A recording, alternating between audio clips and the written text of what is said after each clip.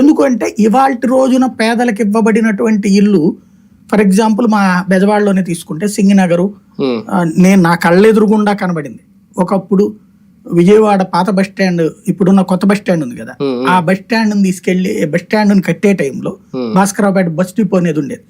అక్కడ వాస్తవంగా ఈ చెత్త అదంతా పోసేవాళ్ళు, వాటిని నేర్కోవడానికి కొంతమంది ఉండేవాళ్ళు. వాళ్ళకి పునరావాసం పేరుతో ప్రారంభించినటువంటి స్కీము. ఆ తర్వాత ఇప్పుడు మనం చూసే కృష్ణలంక హైవే ఉంది కదా, ఆ హైవేకి అటు ఇటు ఎదవరకు ఇల్లుండే, పాకలుండే, రోడ్డుకు ఆనుకుని ఇవాళ పార్క్ కనబడుతోంది చూడండి, అదంతా ఇళ్లే ఒకప్పుడు.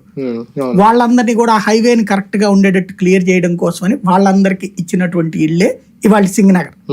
ఇవాళ మన ఫ్లైఓవర్ దిగిన దగ్గర నుంచి కుందావారి కంట్రికి దాకా మొత్తం కూడా అట్లాంటి ఇళ్లే.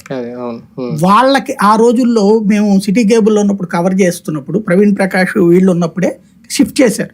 ఎలా అంటే వీళ్ళని ఎన్నిసార్లు షిఫ్ట్ చేయమన్నా ఇల్లు కేటాయించిన పోరు అక్కడికి, ఆ మూల మేము ఎక్కడ అంటారు, వీళ్ళకి ఇక్కడ కట్టించి ఇవ్వలేరు కదా, దాని మీద గొడవలు జరిగినాయి, అన్ని అయిపోయినాయి. తర్వాత బలవంతంగానే తీసుకెళ్లారు. ఎట్లా అంటే ఓ లారీ తీసుకొచ్చి ఇంటి ముందు పెట్టి ఇంట్లో సామాన్లను బలవంతంగా లారీలో ఎక్కించి తీసుకెళ్లి సింగనగర్ లో ఆ ఇంట్లో వదిలేయడం, వాళ్ళకి ఫిక్స్ చేసిన తాళం చేతికిచ్చి.